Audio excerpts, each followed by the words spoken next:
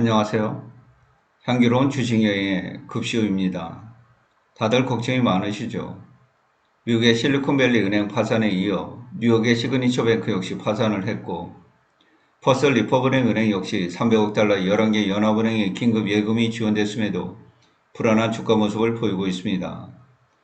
이러한 가운데 퍼스트 리퍼블릭 은행의 하버트 회장은 231억의 고액임금을 받으며 도덕적 해이를 피하지 못했고, 시그니처 뱅크 역시 하루에 13조 원의 자금이 이탈이 되는 등 뱅크런이 있었으며 가상화폐 산업을 확장하던 차에 금리 인상 여파를 피하지 못했습니다. 지난 9일에는 가상화폐 전문은행 실버게이트가 자진 파산해서 미국에서만 세 번째 은행 파산이 이뤘죠. 이러한 가운데 2023년 3월 22일 미국 연준회의에서는 기준금리 상단을 5%로 여는 0.25%의 기준금리 인상을 단행했습니다. 미국 은행이 파산을 하고 있는 상황에서 동결 의견도 있었지만 인플레이션과 싸우는 것이 우선적인 책무라고 생각한 것 같습니다.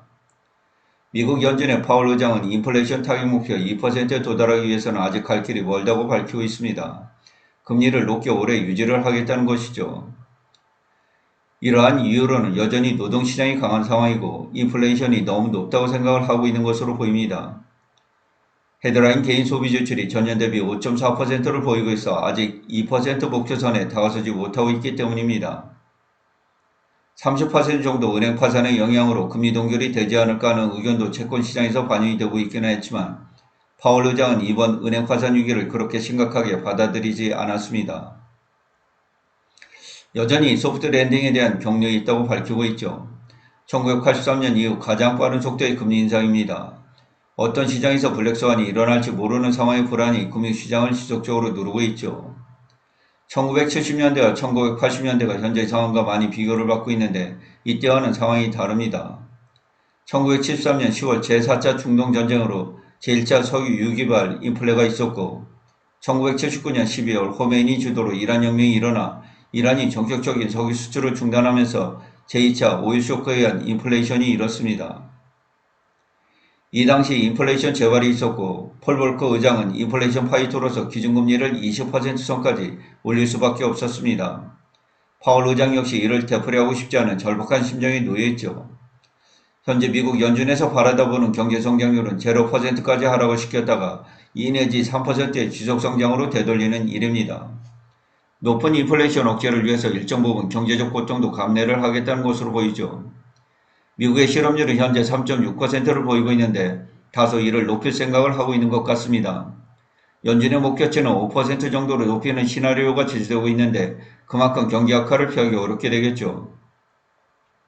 연준의 점도표는 매 분기마다 수정이 되어 왔는데 10명의 위원들이 대략 5.25%의 상단을 제시하고 있어 추가적으로 한 번 더 금리 인상이 단행될 수 있겠습니다. 하지만 2023년 시장 기대치와는 달리 금리 인하는 없다고 밝히고 있죠.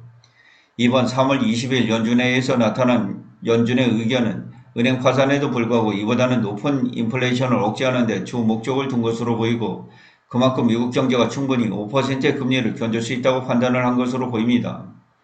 이러한 높은 금리 인상에도 불구하고 미국의 2023년도 1분기 경제 성장률은 애틀란타 연준의 예측치로는 3.2%로 강하게 나오고 있는 상황입니다. 지난 5일 동안 은행 파산이란 위기 속에서도 S&P 500 비중 7.11%의 애플이 3.4%, 6.14% 비중의 마이크로소프트는 2.16%의 상승을 전개하면서 시장을 강하게 이끌었죠. 챗 GPT에 영향을 받고 있는 엔비디아 역시 3.70%, 미국 시장에서 64%의 시장 점유율을 보이고 있는 테슬라 역시 6.89%의 강한 상승으로 나스닥의 주간 상승을 견인했습니다.